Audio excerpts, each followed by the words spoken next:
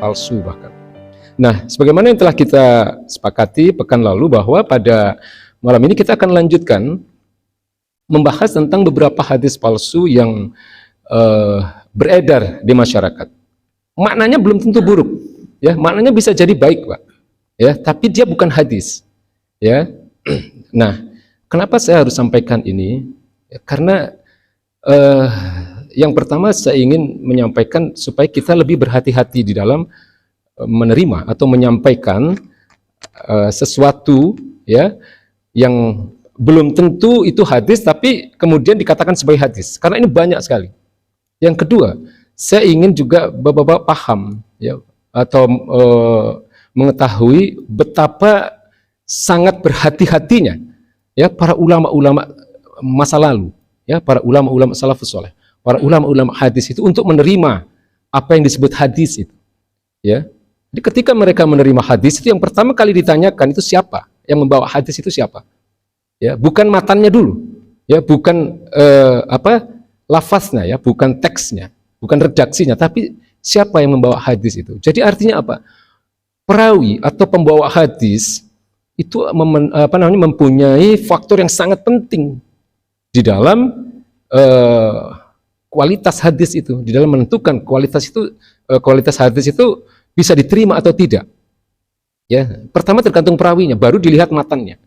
Ya, maka di dalam ilmu hadis itu kan ada dua pilar, ya, yang harus diteliti, ya, untuk meneliti tingkat kesohihan suatu hadis, yaitu pertama adalah riwayatnya, ya, para perawinya, yang kedua adalah matannya, ya, sanad dan matan. Maka para ulama hadis itu mengatakan al-isnadu minad din. Isnad atau periwayatan hadis itu adalah bagian dari agama ini. Ya, artinya apa? Ada sesuatu yang sangat penting. Ya, jadi itu yang ingin saya sampaikan kepada para jemaah sekalian, para bapak-bapak sekalian. Kenapa harus saya sampaikan ini? Supaya kita lebih berhati-hati, ya, dalam menerima atau menyampaikan apapun yang disebut sebagai hadis, dan juga supaya kita mengetahui bagaimana hati-hatinya para ulama-ulama masa lalu itu ketika mereka menerima hadis, ya, termasuk ketika mereka meneliti hadis itu. Baik, hadis keempat, ya, karena 3 hadis pertama sudah kita bahas pekan lalu, ya. Hadis keempat ini hadis yang seringkali disampaikan. Bapak-bapak mungkin pernah dengar haramnya berhaji dengan uang hasil korupsi, ya. Ini sering kali disampaikan dan kemudian dikatakan sebagai hadis, ya. Jadi bunyi lafaznya di dalam bahasa Arabnya berbunyi begini: man hajja bimalin haram faqala labbaik Allahumma labbaik qala Allahu lahu la labbaika wala sa'daika wa hajjuka mardudun alaika. Ya, jadi barang siapa berhaji dengan harta yang haram, maka saat dia berkata labbaik Allahumma labbaik, ya, aku penuhi panggilanmu ya Allah. Kemudian dikatakan di sini qala Allah, ya, qala Allahu lahu la labbaika, ya, Allah tidak akan menjawab kepadanya. Wala sa'daika, ya, wa hajjuka mardudun alaika. Ya, jadi dan tidak berarti pula talbiyahmu itu, dan juga tidak ada kebahagiaan bagimu dan hajimu akan tertolak. Ya, ini maknanya baik atau buruk, Pak? Maknanya baik banget ini, ya. Baik sekali maknanya. Ya, artinya bahwa kita kalau berhaji itu memang, atau jangankan berhaji, ya, sedikit pun kalau bisa jangan mengambil uang atau harta atau nafkah yang haram, ya. Ya, terutama apalagi kalau kemudian itu digunakan untuk berhaji. Nah, ini kan sangat baik sekali. Tapi mari kita lihat penelitian para ulama. Apakah betul ini hadis? Ya,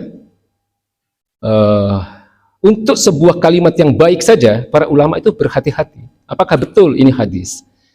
Ternyata kalimat ini, ya, ada ditulis di dalam sebuah kitab yang ditulis oleh Imam As-Suyuti, di dalam 2 kitab beliau, ya, Jami'ul Ahadis dan Jama'ul Jawami. Ya, jadi ini adalah hadis yang beliau katakan, meskipun tertulis dalam kitab beliau, beliau mengatakan hadis ini tidak sahih. Itu yang pertama. Ya, beliau katakan hadis ini tidak sahih. Ya, kemudian para ulama yang lain saya sampaikan hasil penelitian mereka. Saya tidak sampaikan seluruhnya ya karena banyak sekali dan mungkin ada nama-nama yang mungkin Bapak tidak terlalu kenal ya. Saya sampaikan beberapa nama yang atau saya sampaikan secara umum lah hasil penelitian mereka tentang hadis ini. Jadi ternyata penyebab dari kelemahan hadis ini adalah terletak pada sosok seorang perawi yang bernama Ad-Dujain bin Thabit al-Yarbu yang dinilai oleh para ulama tidak kredibel ya, tidak bisa dipercaya dalam meriwayatkan hadis. Ya, setelah diteliti sejarah kehidupannya. Ya, kemudian Imam Az-Zahabi, ya, Imam Az-Zahabi di dalam kitab beliau yang berjudul Ad-Du'afa, ya, kumpulan kitab-kitab hadis dhaif, beliau juga menilai Ad-Dujain ini dinilai sebagai sosok yang la yuhtajju bihi. Ya, orang yang perkataannya tidak dapat dijadikan hujjah, ya, tidak dapat dijadikan sebagai dalil. Kemudian Imam An-Nasa'i juga menyebut Ad-Dujain ini sebagai laisa bisiqah, ya, tidak bisa dipercaya. Ya. Kemudian Imam Ad-Daruqutni dan para ulama lain menyebut bahwa hadis ini laisa biqawi, ya, tidak kuat. Ya, kalau tidak kuat berarti lemah, ya, atau dhaif, ya. Dan kemudian dari beberapa hasil penelitian ini kesimpulannya adalah, ya, yang pertama kalau mau berhati-hati sekali, hadis ini dikatakan hadis yang dhaif jiddan, ya, hadis yang lemah sekali, ya, dengan berbagai temuan dari para peneliti hadis ini tentang beberapa perawinya yang ternyata selain yang bernama Ad-Dujain bin Thabit al-Yarbu ini tadi, ya, ada beberapa perawi lain, ya, ternyata yang tidak bisa dipegang ucapannya, ya, seperti di dalam kitab Majma'uz Zawaid, ya, menyebutkan, ya, ulama yang bernama Al-Haythami, beliau menyebut bahwa dari satu perawi dari hadis ini ada yang bernama Sulaiman bin Daud Al-Yamami, ya, adalah orang yang lemah periwayatannya, ya, kemudian dikatakan sebagai bahkan dikatakan sebagai munkarul hadis, ya. Munkarul hadis itu orang yang hadis yang dibawanya harus diingkari, ya. Jadi kalau ada istilah hadis mungkar, ya, itu adalah hadis yang dibawa oleh seorang perawi yang terduga pernah melakukan kemaksiatan, ya. Jadi kesimpulan, ya, dari para ulama peneliti hadis ini, yang pertama adalah hadis ini adalah hadis yang dhaif jiddan, ya, dhaifnya sangat, ya, jiddan itu artinya sangat, ya. Lalu dalil apa yang sebaiknya untuk kita sampaikan, ya, dalam persoalan untuk memotivasi orang, ya, ketika kita memotivasi orang yang ingin katakanlah mencari harta yang halal, ya, terutama kalau dia ingin berhaji dan sebagainya, ya. Jelas bahwa haram mencari harta dengan cara korupsi, ya. Kemudian ketika dia berhaji dengan menggunakan harta korupsi, ya, wallahu alam, ya. Namun kalau kita ingin mengatakan bahwa wajib untuk mencari harta dengan cara yang halal, itu banyak sekali. Kalau kita mau mencari di ayat Quran misalnya, ya, kita sering membaca ayat wala ta'kulu amwalakum bainakum bil batil misalnya. Ya, janganlah kalian saling memakan harta sesamamu dengan jalan yang batil. Ya, ini ayat yang sangat populer kan, ayat yang sering kali dibacakan. Ya. Atau hadisnya mungkin juga Bapak-bapak sudah pada tahu, ya. Hadis yang diriwayatkan oleh Abi Hurairah radhiyallahu an, ya, qala Rasulullah sallallahu alaihi wasallam, ya, berkata baginda Nabi besar Muhammad sallallahu alaihi wasallam, innallaha ta'ala thayyibun la yaqbalu illa thayyiban. Ya, sesungguhnya Allah Ta'ala itu adalah baik, ya, dan Allah tidak menerima kecuali yang baik. Nah, hadis-hadis seperti ini banyak, ya, untuk menjadi motivasi, ya. Misalnya di antara bapak-bapak ada yang diminta untuk memberikan tausiah, ya, atau kesan dan pesan gitu, ya, pada saudara, keluarga, atau bapak-bapak yang ingin atau yang akan berangkat haji misalnya, ya. Kalau mau mengatakan hadis yang tadi, ya,